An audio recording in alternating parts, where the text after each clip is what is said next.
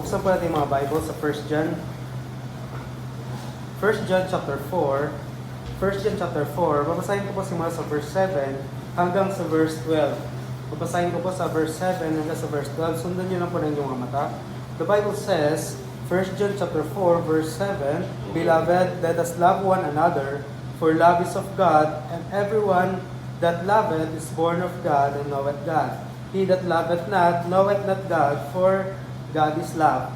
In this was manifested the love of God toward us, because that God sent His only begotten Son into the world, that we might live through Him. Herein is love, not that we love God, but that He loved us, and sent His Son to be the propitiation for our sins. Beloved, if God so loved us, we ought also to love one another. No man hath seen God at any time. If we love one another, God dwelleth in us, and His love is perfected in us. Let's pray. Mga mandakila, mga pangyarihan sa lahat, Ama, nagpapasalamat po kami sa inyong kaputihan naman sa buhay namin. Namunin po kami nagtipon at makapag-aral ng inyong banal na salita. Tulungan po bawat isa sa amin naman na magkaroon kami, Ama, ng willingness na sumunod ng inyong banal na salita, at patuloy po, Ama, na i-learn at i-unlearn lahat ng mga hindi dapat namin na mapakinggan at matutunan, at i-learn at matutunan po namin, Ama, ang mga dapat po namin maunawaan at pakinggan. Ama, kay patuloy, Ama, maggabay sa bawat isa. Buksan niyo po yung puso at isipan upang patuloy po, Ama, ng inyong banal sa itama aming makuha, makain at maintindihan. Ama, binabalik namin sa inyong kapalit karangalan. In Jesus' name pray. Amen. So, may kita natin dito, simula sa verse 7, kung papaano si John ay in-expose niya o in-expound niya yung salita ni Jesus Christ o yung sagot ni Jesus Christ kay Nicodemus doon sa John chapter 3 verse 16. At may kita natin dito na patuloy na in-expound ni John yung patungkol sa love of God. So, in-expound dito ni John yung patungkol sa love of God. Bakit? Napakahalaga po ng love of God, lalo na sa atin bilang mga mananampalataya. Kasi ang love of God, so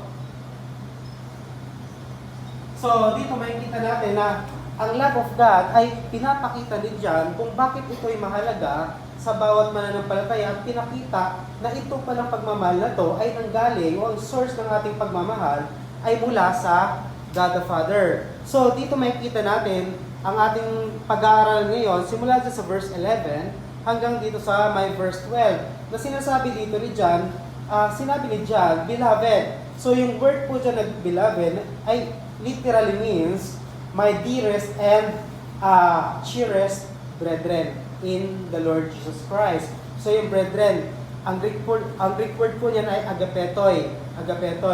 So makikita natin dito na sinabi dito ni John, Beloved, pinapakita lamang dito kung gaano kalapit kay John ang mga believers doon sa Ephesus, kung papaano yung mga saved, na dahil beloved dito, hindi included dito yung mga hindi saved na member sa Church of Ephesus. Ang sinasabihin ni John dito na mga beloved o my dearest and cherished brethren in Christ ay yung mga saved at baptized believers doon sa church at Ephesus. At may kita natin dito na sinasabi ni John, Beloved, at yung kasunod na sinabi niya, if God so loved us, so may kita natin yung sentence dito na if God so loved us, hindi ito isang conditional na sentence. I mean, hindi ito na kapag hindi mo ko minahal, so ganon, hindi ganon. So dito may kita natin na yung sentence na to, hindi siya katulad nung sa yung kasunod, dyan sa verse 12, na sinasabi dyan, if we love one another. So, yung if we love one another, dyan, conditional yan. Pero dito sa verse 11, yung if God so loved us, ay hindi ito conditional. Ito lamang ay statement o nag-express si John, hindi dahil nagda-doubt siya sa salvation ng mga believers sa Ephesus, kundi sinasabi lamang ni John sa mga believers sa Ephesus. Kung titingin nyo dyan sa verse 10, may kita natin ebidensya ng mga believers sa Ephesus ay mga saved. Kung titingnan natin, herein is love, not that we love God, but that He loved us and sent His Son to be the propitiation for our sins. So, may kita po natin dito na sinasabi ni John, if God so loved us, pwede natin siyang i-translate as since God so loved us. So, beloved, since God so loved us. So, dito makikita natin yung word dyan na love ay mula ito sa Greek word na igapesen. So, ibig sabihin, naka-eros tense siya, ibig sabihin, ito yung completed action na ginawa ng Diyos. Completed action na ginawa ng Diyos. Same po ito doon sa verse 10, which is completed act of God na hindi na siya nagpapatuloy. Isang beses sa history ng mundo na minahal ng Diyos ang sanlibutan. Yung po yung sinasabi dyan, since God so loved us. At kailan yung pagkakataon na minahal ng Diyos ang sanlibutan? Makikita natin kung kailan ba ibinigay ang walang hanggang buhay. Kung titingnan natin, before the foundation of the world, yung in hope of eternal life, promised before the world began. Makikita natin na ang walang hanggang buhay ay prinamis na ng Diyos even bago palikhain ang sanlibutan. So, ibig sabihin, ibinigay na ng God the Father yung kanyang pagmamahal sa tao sa pamamagitan ng ating Panginoong Jesucristo before the foundation, before the world began, before pa man likhain itong sanlibutan. At makikita dyan na sinasabi ni John, yung duty natin bilang mga mananampalataya. Sabi dyan, if God so loved us, so kung titingnan natin dyan sa verse 10, makikita natin dyan verse 10 and verse 19 kung papaano hindi tayo ang unang humanap sa Diyos, hindi tayo ang unang nagmahal sa Diyos. Kung makikita niyo po dyan na pag-aralan natin last week, na yung pagmamahal ay hindi galing sa atin, bagkus ito ay nanggaling sa Diyos at ibinigay sa atin.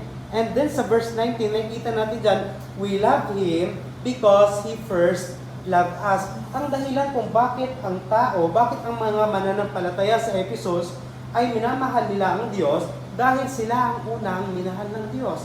At yun po yung katotohanan dito. So, may mga katuroan ng Calvinism na sinasabi nila na ang pagmamahal ng Diyos ay para lamang sa mga pinili. Ibig sabihin, kapag ikaw ay hindi ka pinili ng Diyos, hindi para sa iyo ang pagmamahal. Kung titingnan natin doon sa John chapter 3 verse 16, sinabi ni Jesus Christ doon, for God so loved the world that He gave His only begotten Son, that whosoever believeth in Him should not perish. May kita natin doon na hindi sinabi ng Diyos na for God so loved the elect. Diba? Wala tayo may kita doon. So may kita natin dito na sinasabi ni John sa mga believers sa Ephesus, since God so loved us, so ngayon na nalaman nyo na kayo ay minahal ng Diyos, so dapat meron kayong gawin doon sa mga kapwa nyo mananampalataya. Dapat meron kayong ibabalik doon sa Diyos. I mean, example, kapag ako nakautang, nagkaroon ako ng utang na loob sa isang tao, kailangan kong mabayaran yan, di ba? Hindi ko pala kailangan bayaran, pero nais ko yung mabayaran. Ngayon, sa papaanong paraan ko mababayaran yung utang na loob ko doon sa taong yun. Example, meron siyang anak. Tapos yung anak na yun, naghihirap. Ngayon, ang ginawa ko, tinulungan ko ngayon yung kanyang anak. So, yun yung makikita natin dito, yung kasunod na sinasabi dito ni John. Sabi ni John, beloved, if God so loved us, yung love dyan na eros tense yan, hindi po yung continuous na pagmamahal ng Diyos, kundi isang beses na binigay ng Diyos yung kanyang pagmamahal. Then, dahil ibinigay ngayon ng Diyos yung kanyang pagmamahal sa tao, ano ba dapat ang gawin ng tao na kanyang minahal, na kanyang niligtas? Yun yung kasunod na sinasabi dito ni John. We ought also to love one another. So, ibig sabihin, yung word dyan na ought, o yung sinasabing word dyan na ought, which is mula sa Greek word dyan na ophelimon, ibig sabihin yan, o literally, dito sa context na to, ibig sabihin yan, we owe to God, therefore we are bound to love our brethren. Or, meron siyang idea na ibig sabihin na owing someone and therefore being obligated to do something in return. So, meron siyang idea na gano'n na nagkaroon tayo ng utang na loob sa Diyos. Sabihin, utang na loob sa isang tao. At yung utang na loob na yon, papaano natin ngayon maibabalik sa Kanya? So, kahit bayaran ng utang na loob yun, ang pinakamahirap bayaran na utang ay yung utang na loob. So, example, ngayon, nagkaroon ngayon ng problema, binigay ko na nga yung kanyang anak. So, sa papaano nating paraan para matulungan yung kanyang anak, kung papaano tayo tinulungan ng tao na, yung kanyang ama o ina, yung kanyang magulang. So, ganun din paraan natin ibibigay yung tulong dun sa taong yon. So, dito makikita natin na bilang mga mananampalataya, yung tanong, papaano ko may ipapakita o may bibigay yung pagmamahal ko sa kapwa ko mananampalataya? So, sinabi dito ni Jesus Christ, we ought also to love one another. Itong sentence na to, hindi po siya command ng Diyos. We ought also to love one another. Hindi po siya command ng Diyos, kundi ito isang obligation, duty, responsibility ng bawat mananampalataya sa kapwa nila mananampalataya dahil tinanggap nila yung love of God. Nung tinanggap ng mananampalataya yung pagmamahal ng Diyos sa pamamagitan ng ating Panginoong Jesucristo, we are bound. Nagkaroon tayo ngayon ng utang sa Diyos. At dahil yung utang na yun, makikita natin, ilang beses sinabi ni Jesus Christ na inyong i-keep ang aking commandment. Kung makikita natin, ilang beses sinabi ni Jesus Christ, titingnan natin mamaya. So, dito makikita natin na pinapakita ni John sa mga believers sa Ephesus na dahil minahal kayo ng Diyos, dahil minahal tayo ng Diyos, meron tayong utang sa Kanya at maipapakita lamang na, sabihin mababayaran o maipapakita natin yung pagbabayad ay sa pamamagitan ng pagbibigay natin ng pag-aalaga o pagmamahal sa kapwa natin mananampalataya. Kasi yung word na love ay napakaraming terminology yan. Yung word na love. So, itong word na love, ginagamit din ito ng mga Calvinist. So, sabi ng mga Calvinism, itong love, pagmamahal ng Diyos, ay para lamang sa mga, sabi ng mga Calvinist, Calvinist. So, ang sabi ng Calvinist about sa love, ito lamang ay para sa mga elect. Elect ng mga tao. O yung mga tao na pinili. So, itong sabi ng Calvinist na yung pagmamahal ng Diyos o yung pagkamatay ni Jesus Christ doon sa cross ng Kalbaryo ay sufficient siya para sa lahat. Ayun, sufficient para sa lahat, pero efficient lamang para sa mga elect. So, ibig sabihin, yung dugo ni Jesus Christ, ang tanging lamang masisave ay yung mga pinili.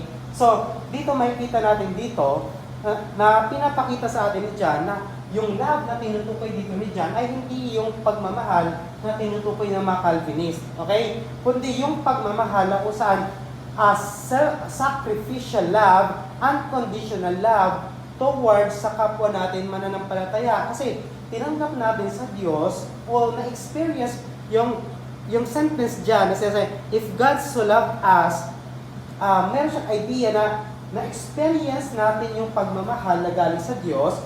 So, bilang tumanggap ng pagmamahal ng Diyos, dapat ipakita natin o ipabatid o ipasa naman yung pagmamahal na meron tayo doon din sa mga anak ng Diyos. So, yun yung makikita po natin dito. We ought also to love one another. So, ang question ngayon, how can I love my brethren? Paano ko maipapakita yung love ko sa mga kapwa ko mananampalataya? First, unang-una, paano may papakita? Unang-una, kailangan ikaw mismo ay regenerated. So, ibig sabihin, dapat ako mismo, bawat isa sa atin mismo dito ay ligtas. Ako'y nagsisi ng kasalanan at ako'y nanampalataya sa dugo ng ating Panginoong Jesucristo. Yun yung kauna-unahan, bago ka matutong mahalin yung kapwa mo, mananampalataya. Pangalawa, papaano ko maipapakita yung pagmamahal ko sa kapwa ko mananampalataya? Yung pag-practice ng pagmamahal. So, example nito, kapag ako isang oath, yung word dyan, na sinasabi ni John, we ought also to love one another. Example, isa akong pulis. So, ano ang gawain o duty ng pulis sa mga civilian? Diba? Anong sabi ng pulis? To serve and to protect. Yun yung gawain ng mga pulis. So, security guard, ano yon? No ID, no entry? Hindi. Ano yung sabihin ginagawa o duty ng mga security guard? Yung bantayan, yung kung saan siya nakadistino, di ba? Example, nakadistino siya sa isang company. Babantayan niya yung isang buong company o isang bahay, babantayan niya yung isang bahay, duty yon. At ganun din ang mga mananampalataya, yung ambassador ng Pilipinas, meron silang duty. Yung mga sundalo ng Pilipinas, may duty sila para ipagtanggol o i-defend yung sovereignty ng Pilipinas. At tayo bilang mananampalataya, meron din tayong duty kay Jesus Christ. Meron tayong duty, number 1, sa God the Father. At ano yung duty natin sa God the Father? Ano yung sinabi dito? Beloved, if God so loved us, if God the Father so loved us, since God the Father, okay, beloved, mga minamahal kong kapatid, sa Paul, ngayon na naranasan natin ang pagmamahal ng Diyos, tayo din dapat ay iparanas natin yung na-experience natin na pagmamahal sa kapwa natin mananampalataya. So, makikita natin dito, yung pagmamahal ay galing yun sa God the Father. At sa papaanong paraan, pinakita ng God the Father yung kanyang pagmamahal by sending His only begotten Son. Isipin mo yon, sacrifice yon. Isipin mo, pag meron kang dalawang anak, i-sacrifice mo yung isa. Sa tingin mo, pagmamahal yon, tunay na pagmamahal yon, o sacrificial love yon? Hindi yung sacrificial love. Ano yung sacrificial love na makikita natin? Picture natin doon sa Bible, sa Old Testament. Example, si Abraham. Meron lamang siyang isang anak na minamahal niya na galing kay Sarah. So, sino yon? Sa Isaac, di ba? Then, sabi ng Diyos, okay, Abraham, may anak ka na ngayon. So, ngayon, yung anak na binigay ko sa'yo, ibigay mo yun ngayon sa akin. So, yun yung sacrifice, yung ginawa ngayon yun ni Abraham, ibinigay niya doon sa Mount Moriah, at isasacrifice niya si Isaac doon. Nagpipicture yun ng God the Father, kung papaano ibinigay ng God the Father ang only begotten Son. Kung papaano ibinigay ng Diyos yung kanyang only begotten Son. Kaya dapat bilang mananampalataya, we ought also to love one another. Bakit? Alam niyo ba yung pagmamahal, yung love of God, yung love for the brethren, or yung tinatawag na brethren.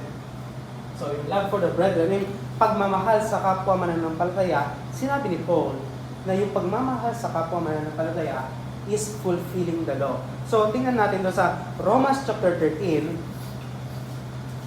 Romans chapter 13. Romans 13 verse 8 to 9. So, sundan niyo yung mga mata at akin pong babasahin ito. Sabi dito ni Pablo sa mga believers sa Roma, we owe no man anything but to love one another. For he that loveth another hath fulfilled the law. For this, thou shalt not commit adultery, thou shalt not kill. At tuloy-tuloy po yun. So makikita natin dito na sinasabi ni Pablo na yung pagmamahal natin sa kapwa natin mananampalataya is fulfilling the law. Ano yung batas na pinakita o ibinigay ng Diyos doon kay Moses? 'Di ba kung ginawa ni Jesus Christ na dalawa 'yon, 'di ba? Yung love the Lord thy God with all thy strength, with all thy might, with all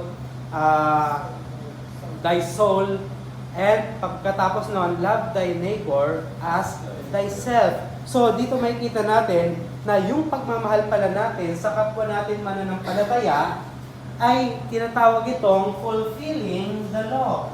So, fulfilling the law. So, ibig sabihin, sumusunod ka mismo doon sa batas na ibinigay ng Diyos kung minamahal mo yung iyong kapwa mananampalataya. At ano pa yung sinabi ni James doon sa James chapter 2 verse 8. So, tingnan lang po natin na maiksi, mabilisan. James chapter 2 verse 8. Sinasabi dito ni James, James chapter 2 verse 8. So, kung makikita natin dito, may mga believers na nagsasabi, nagutom ka, sige, kumain ka doon. Imbis walang pera yung kapwa mananampalataya, sinabihan niya yung kapwa niya mananampalataya, sige, kumain ka doon. Samantalang wala siyang pagkain, wala siyang damit, sinabihan ng mananampalataya doon sa mananampalataya na, sige, magdamit ka. Samantalang wala nga siyang damit. So ngayon, sinabi ngayon dito ni James sa verse 8, if ye fulfill the royal law according to the scripture, thou shalt love thy neighbor as thyself, ye do well. So may kita natin dito, tinawag ito ni James as royal law. Ito yung pagmamahal. Yung pagmamahal natin sa kapwa natin mananampalataya, tinawag ito ni Pablo na fulfilling the law, tinawag ito ni James as royal law. Ano ba yung royal law? So kapag ang kahari ay nagbigay ng batas, susundin yon ng buong kaharian, di ba? Ibig sabihin, pag nagsalita ang hari, hindi pwedeng mabali. Pag sinabi ito ng hari na ito yung batas, ito yung magiging batas at dapat i-apply ito ng bawat tao, ng bawat mamamayan sa kahariang yon, sa kapwa nila, sa kapwa nila pamayanan. So, sa atin bilang mananampalataya, merong ibinigay sa atin na royal law si Jesus Christ. Bakit? Jesus Christ is a king, di ba? He is King of Kings and Lord of Lords. So, makikita natin dito na yung ibinigay sa atin ni Jesus Christ ay yung batas, yung pagmamahal sa kapwa natin mananampalataya. Hinumad ni Jesus Christ doon sa mga believers, doon sa mga apostles, at the same time, sinulat ni John para sa mga believers sa Ephesus na sinabi doon ni Jesus Christ na kung kayo ay sumusunod, if you love me, keep my commandments. So makikita natin dito na dahil hari ang nag-utos sa atin, anong dapat gawin ng mga nasa ilalim niya? Diba? Ang sundin ang batas. Paano masusunod yung batas? So tingnan po natin ngayon sa 1 John. 1 John chapter 2, verse 5. So, 1 John chapter 2, verse 5. Sabi dito, but whoso keepeth his word, in him verily the love of God perfected, hereby know we that we are in him. So, makikita natin yung word dyan na keepeth. So, yung royal law, ano dapat ang ginagawa ng mananampalataya doon sa royal law? Ang ginagawa dapat ng mananampalataya ay to remain preserved. So, yung royal law ay preserve. Preserve.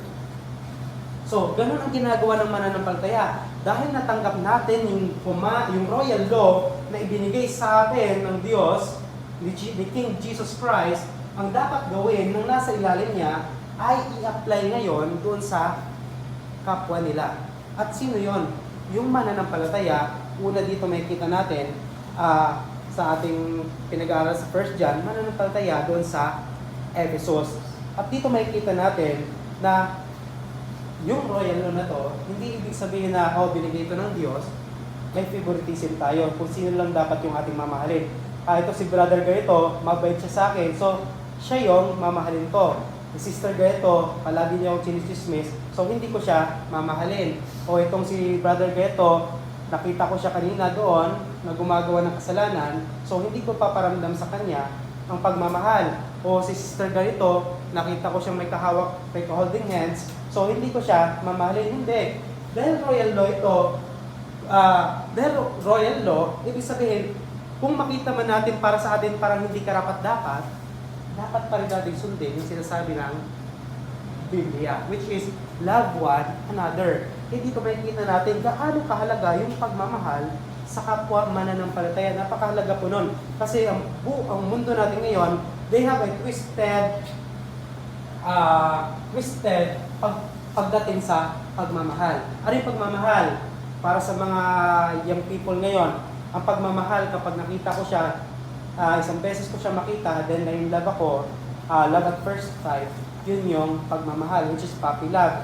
So, ano yung pagmamahal para sa mga adult na? So, ang pagmamahal, kapag ibinigay mo sa akin yung isang bagay na mahalaga sa'yo, yun yung pagmamahal. Sa part ng babae, kapag ibinigay mo sa akin yan yung pagmamahal. Sa part ng lalaki, pag ibinigay mo yan ang pagmamahal. So, yun yung mga twisted na kaisipan ng mga tao ngayon, di ba? Kaya napakaraming mga tao na sinasabi nila, huwag kayo makinig sa ating mga magulang.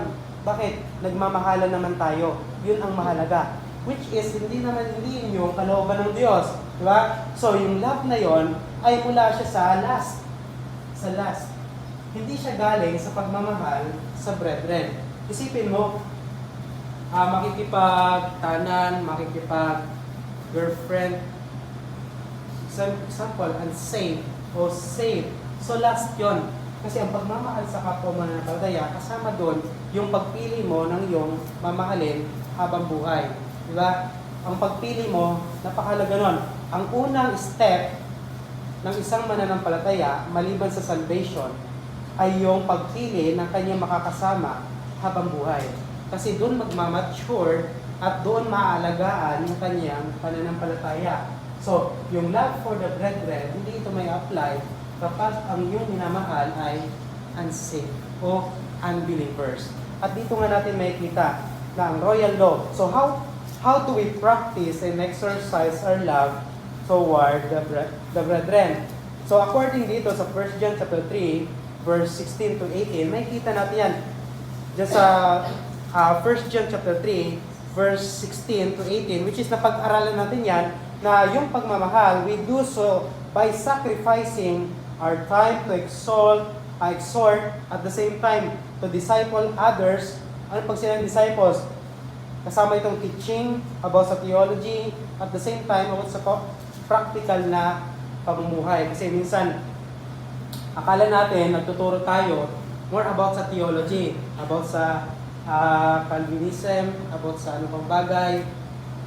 Nakaligtaan natin na kasama sa ating pagmamahal sa kapwa natin mananampalataya ay yung pagtuturo sa kanila kung paano panghawakan yung mga financial na pangangailangan. Part yon, hindi lamang about sa doktrina, pati yung mga practical na kanilang pamumuhay.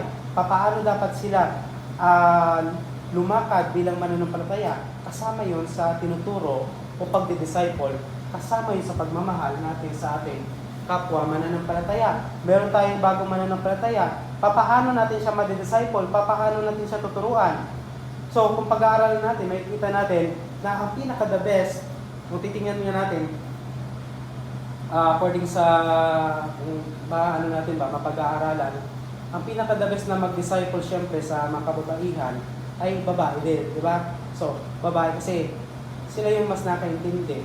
I mean, yung lalaki wala ng problema, pero pagdating sa ibang bagay, example, paano yung mga private na hindi naman masabi ng lalaki, paano pag babae. So,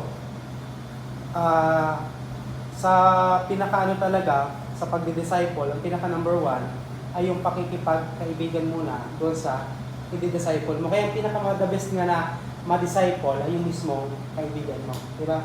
Kaya kapag may kaibigan ka, ma-disciple mo yon, mas sila yung mas mabilis turuan. Kasi meron na kayong connection, meron na kayong relation. Kaysa makita mo dun sa harap, o sa gilid, mga tagiliran, then i-invite mo, tara, magsimba ka, o ito, magsuot ka ng geto. Hindi.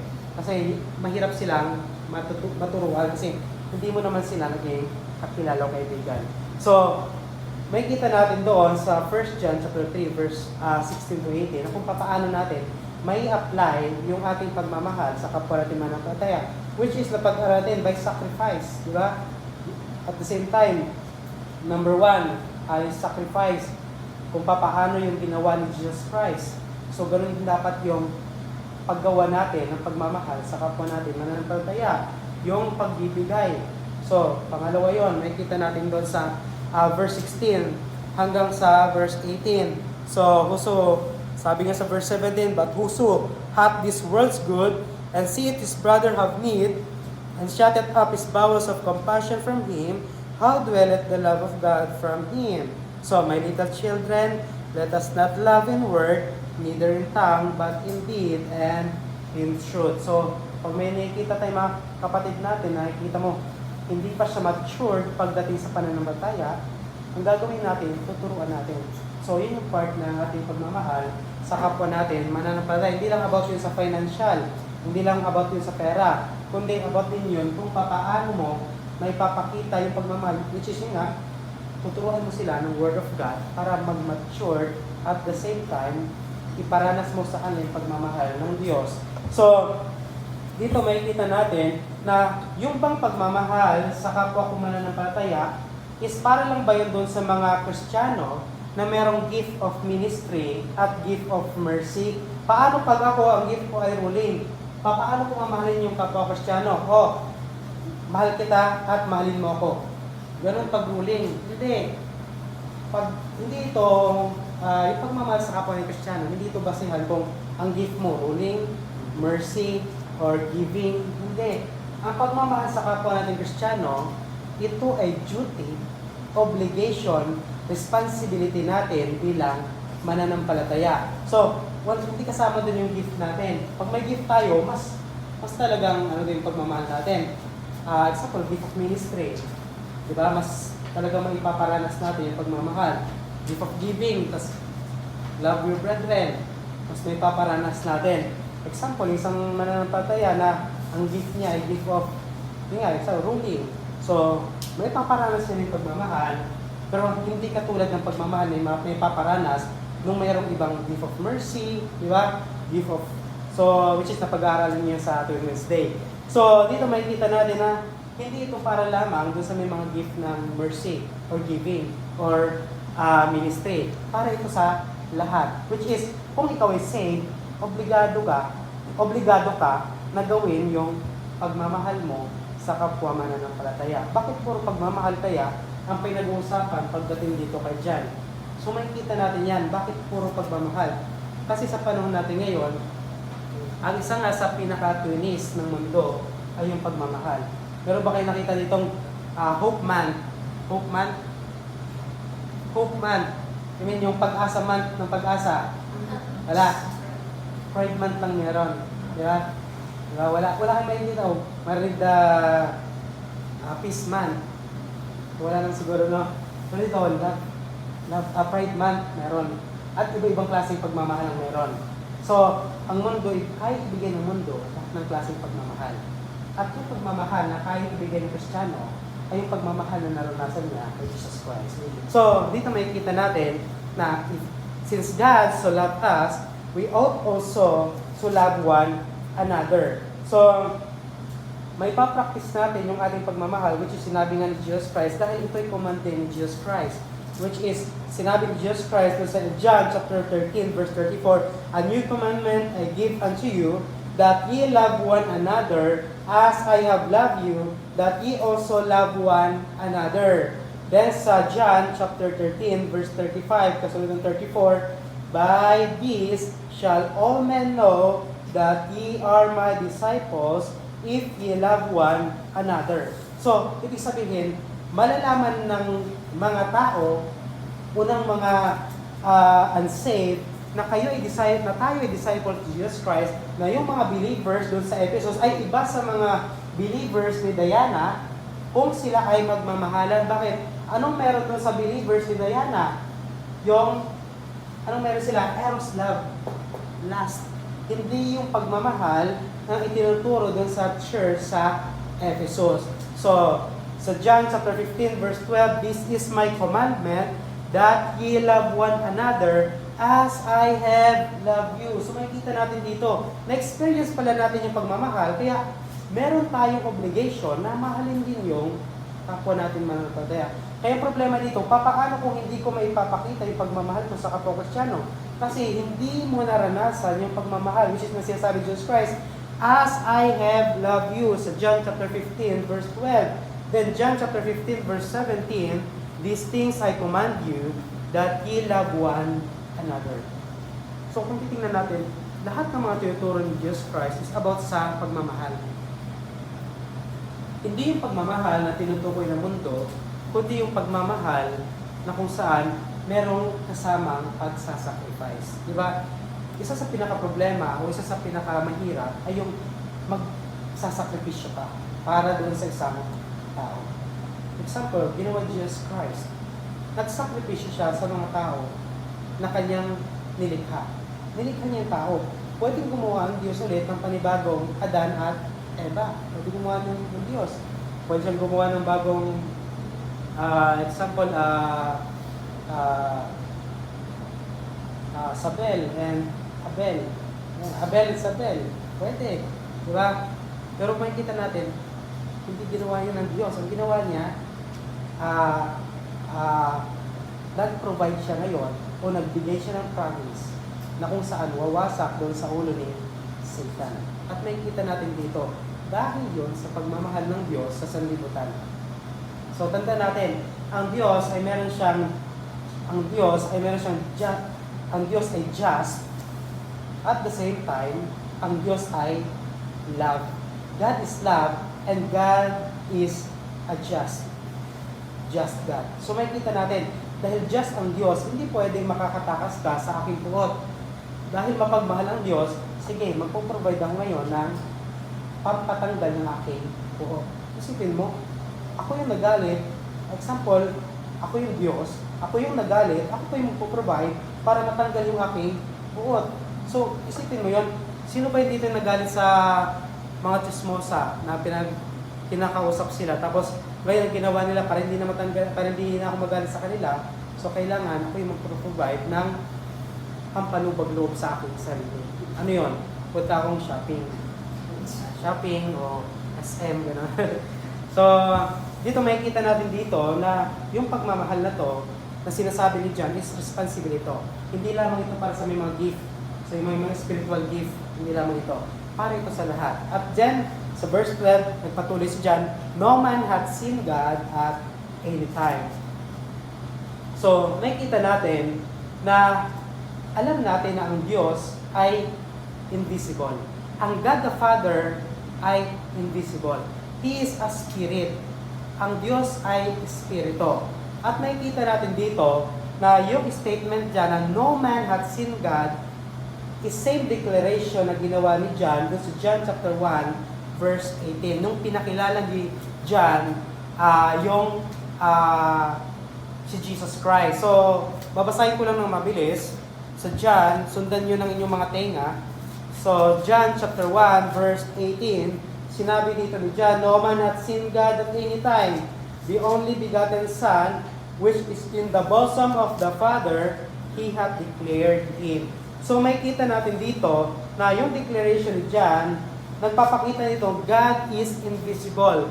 Dito sa context na to, may kita natin, it refers to God the Father. Bakit? Ang God the Son ay nagkatawang tao. So sino yung no man hath seen God dito?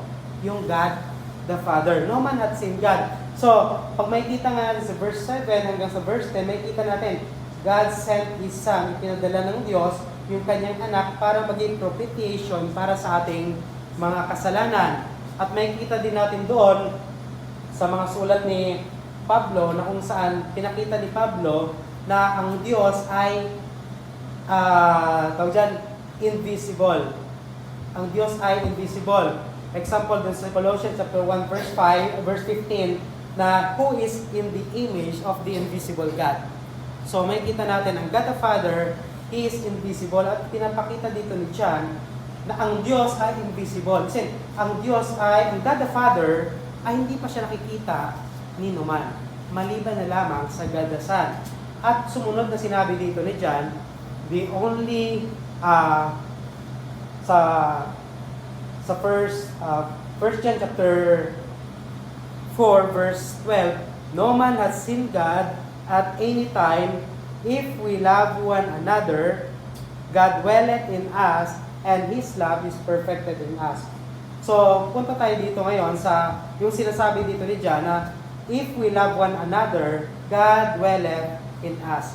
So, hindi nagsasabi dito si John na kapag ako, hindi ko minahal yung kapwa ko Kristiyano, ay pupunta akong impyerno. Hindi yung sinasabi dito ni John. Sinasabi dyan ni John, yung if we love one another, God dwelleth in us. So, ito is conditional. Conditional to. If we don't love one another, God still dwelleth in us. But His love is not perfected unto us. If hindi natin minahal yung kapwa natin, mananampalataya. Yung ibig sabihin dito ni John. John doesn't mean that loving one another save a person from condemnation. Ibig sabihin, pag minahal ko yung mananampalataya sa isang simbahan, example, dito sa Mount Zion, minahal ko yung kapwa ko mananampalataya, so, pag minahal ko siya, ibig sabihin, mas-save na ako?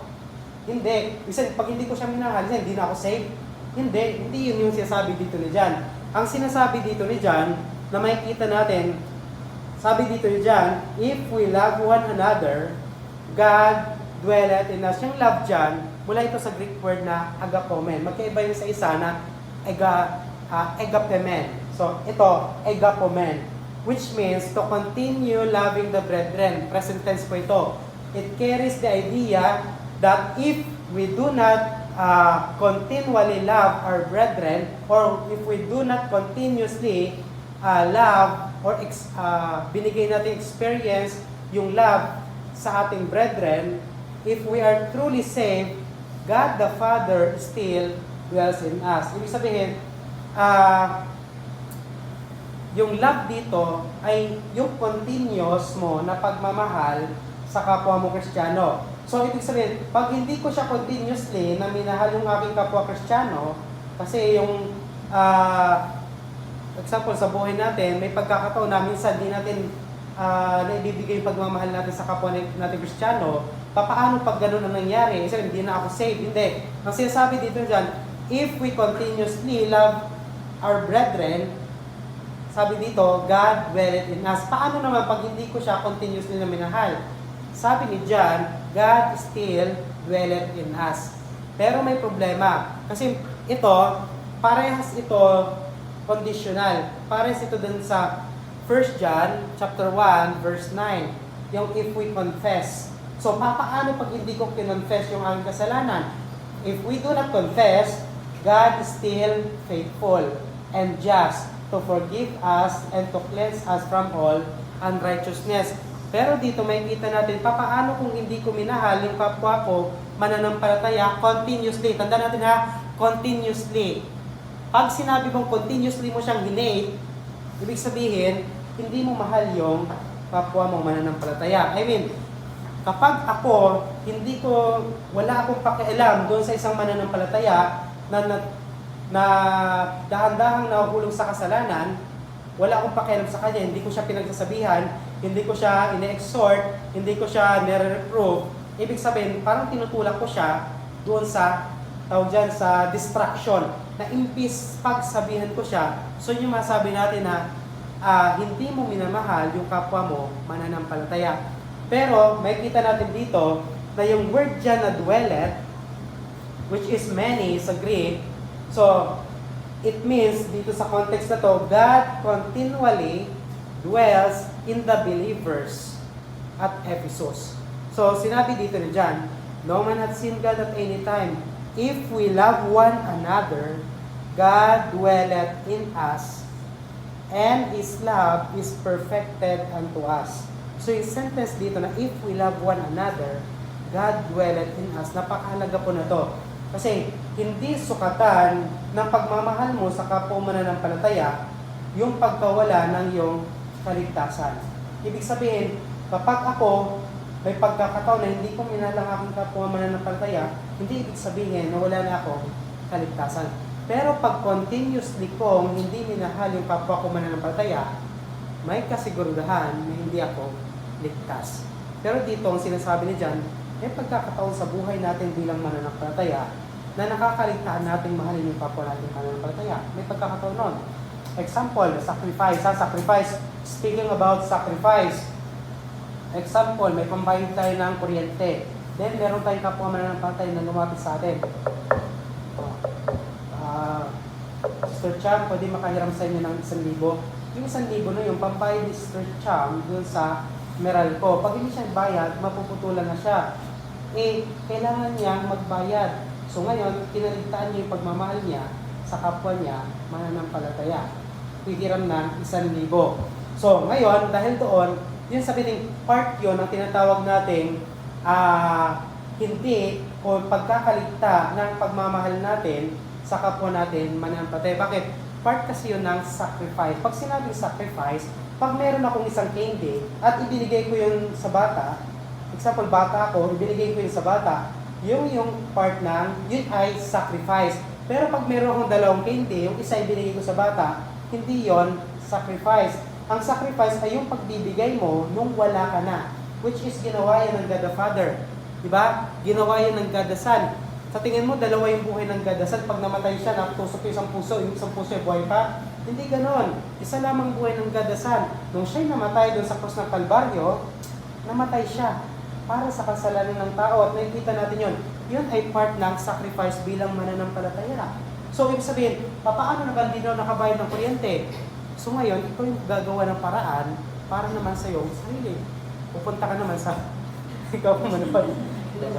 So, hindi ganon. Hindi ganon. I mean, syempre, dapat meron tayong tago. So, napakalaga din talaga ng financial, pag-aaral din about sa mga financial, paano yung pagtatago, di ba? Bilang mga Kristiyano. Lalo na, pagkapwa natin Kristiyano yun ang kailangan. Kasi, talagang nais ng Diyos na isipin mo may kapwa yung mananampalataya, which is sinabi nga doon ni James, nasabi kumain ka, kumayo ka, at magdamit ka ng maayos. Samantalang wala nga siyang damit, wala siyang pera para sa damit. So, dito makikita natin dito na may pagkakataon sa ating buhay na nakakaligtaan natin yung pagmamahal natin sa kapwa mananampalataya. Pero hindi yung basihan ng Diyos para masabi na hindi kasi. Ang basihan ay yung pagmamahal natin sa kapwa ng mananampalataya, yun ay tinatawag nating product or evidence na tayo ay safe. So, pag wala sa atin yun, yung pag-practice, wala sa atin evidence na safe tayo. Kaya may kita natin dito na sinasabi ni John, if we love one another, God dwelleth in us, and His love perfected in us. So may kita natin na may problema nga na minsan, kaya natin hindi na enjoy yung fellowship with one another. Tanda natin 1 John about ito sa fellowship ng believers, sa kapwa believers, at fellowship ng believers sa God the Father, sa God the Son, at sa salita ng Diyos. Tanda natin na ang 1 John about ito sa pag-fellowship. Hindi mo mapufull yung iyong kasiyahan, mapupuno yung iyong kasiyahan without fellowship, intimate fellowship sa kapwa mo mananampalataya. Paano intimate fellowship? By loving one another. So yun po yung makikita natin dito. Then sinabi dito ni John sa kasunod, God dwelleth in us, and His love is perfected in us. So remember, if we are truly saved, yung evidence ng ating salvation ay makikita sa magitan ng pagmamahal natin sa kapwa natin mananampalataya. At the same time, tanda natin, royal law ito. So ibig sabihin, wala tayong wala tayong magagawa maliban sa mahalin natin yung kapwa natin mananampalataya. At dito, sinabi ni John then gives us the reason, o binigay ni John yung sa mga believers yung rason, yung reason kung bakit sila magmamahal ng kapwa nila mananampalataya. Nagbigay si John, bakit kaya ako magmamahal ng kapwa ko mananampalataya? Kikita kaya ako dyan? Hindi. Wala sinabi si John, nakikita tayo dito. Pero may sinabi si John, hindi pera. Sinabi dyan dito, and His love is perfected in us. Napakahalaga po nito. Ibig sabihin ng perfected dito is completed. Completed. Perfected, completed, o naaabot mo yung pinaka-goal kung bakit ibinigay ng Diyos yung pagmamahal sa bawat mananampalataya. Ibig sabihin, na-complete mo ang dahilan kung bakit ibinigay ng Diyos yung pagmamahal niya sa atin. Yun yung sinabi, perfected unto us. So, dito makikita natin, papaano ko makikita ang God the Father? So yan, di ba no man hath seen God? Papaano ko makikita ang God the Father? So, sa papaano paraan? Sa pamamagitan ng pagtingin mo sa kapwa mo, mananampalataya. Tingnan mo yung tagiliran mo. Yan ay anak ng Diyos. Yan ay kapwa mo, mananampalataya. At kung nakikita mo sa Kanya yung pagmamahal sa kapwa Kristiyano, siya yung makikita natin reflection ng God the Father. At makikita natin dito, na sinasabi ni John, and His love is perfected unto us. So, isipin natin, example lang tanong ko, sino yung kamukha ni Jackie Beth? Kahit hindi nyo kilala yung tatay, example, hindi nyo kilala bura. Hindi yung kilala ang tatay, makikita yung Jochebed. Sino yung kamukha ni Jochebed? Di ba? So makikita nyo. So example tayo, kung mananampalataya tayo, tunay tayo mananampalataya. At ipinapakita yung pagmamahal sa kapwa ng Kristiyano. Sino yung makikita sa atin? Yung ating Ama. Di ba? Yung God the Father. Kaya nga dito, nagre-reflect at tayo ay nako-complete yung pagmamahal ng Diyos sa atin. At dito makikita natin na sinasabi ni John doon nga sa 13 verse John chapter 13 verse 35, by this shall all men know that ye are my disciples, sinabi pala Jesus Christ, if ye love one another. So the unseen and invisible God who cannot be seen directly is made visible through the believers who continually love and who continually practice and exercise their love toward one another. Kaya may kita natin dito na itong verse 12 na ito, no man hath seen God at any time. If we love one another, God dwelleth in us, and His love perfected in us. Yung pagmamahal ng Diyos is na kumpleto. Kasi yung pinakadahilan ng pagmamahal ng Diyos ay naabot mo. O talagang tawag dyan, yung pinaka-goal kung bakit merong pagmamahal ng Diyos ay na-fulfill mo. Yun yung ibig sabihin dito ng perfected in us. Na-fulfill mo sa'yo. Paano kung hindi ko minahal yung kapwa Kristiyano? Yes, saved ka pa din, pero yung pagmamahal ng Diyos, balang araw, so which is napag-aral sa 1 Corinthians, balang araw, yung ginawa mo ay idadaan niyo ng Diyos sa apoy. Diba? So makikita natin dito na kapag yung ating ginawa ay ginawa na hindi pagmamahal sa kapwa natin mananampalataya, which is hindi yun yung kalooban ng Diyos, pag dinaan yun ngayon sa apoy at natupo, wala tayong magiging reward sa langit. Kung yung mga sulat ni Paul, ni Pablo, about yun sa mga preachers, then yung mga preachers na magtuturo doon sa mga believers, dito makikita natin paano na may mga believers na nasa loob ng simbahan, paano na may apply yung ma-perfect sa kanila yung Word of God o yung pagmamahal ng Diyos, which is makikita natin dito yung pagmamahal sa bawat isa. So sinabi ni John sa 1 John chapter 4 verse 7, Beloved, let us love one another. For love is of God, and everyone that loveth is born of God and knoweth God. So makikita natin doon, kung titingnan natin, talagang napakahalaga ng pagmamahal sa bawat isa sa atin. Kasi hindi lang about sa pagtuturo ko dito sa inyo, it's part ng pagmamahal bilang kapwa ko mananampalataya. Paano naman tayo na nakaupo? Paano ko naman namin may papakita yung pagmamahal namin sa kapwa namin mananampalataya? So bawat isa sa atin dito ay nais ng Diyos na mag-disciple. Sa tingin nyo ba, nilikha ng Diyos ang simbahan para dumami hanggang sa sunod, libo na tayo? Hindi. Ang nais ng Diyos ng bawat isa sa atin dito is mag-disciple. Di ba, meron tayong kaibigan, pag nawin natin sila sa Panginoon, i-disciple natin sila. Akala niyo ba ang mag-disciple lamang yung mga nagtuturo? Ako, si Brother Jay, si Brother Bill? Hindi. Ibig sabihin, bawat isa sa atin, ako man ay bagong Kristiyano o lumang Kristiyano, meron akong obligasyon na magturo sa iba at mag-disciple sa iba. So, dito makikita natin na by this, all men know that ye are my disciples if ye love one another. Yan yung sinabi ni Jesus Christ. Let's pray. O man nakilang makapangyarihan sa lahat, naman nagpapasalamat po kami sa inyong kabutihan sa aming buhay, kundi po Ama sa inyong patuloy Ama na pagtuturo sa amin, patungkol po Ama sa pagmamahal namin sa kapwa namin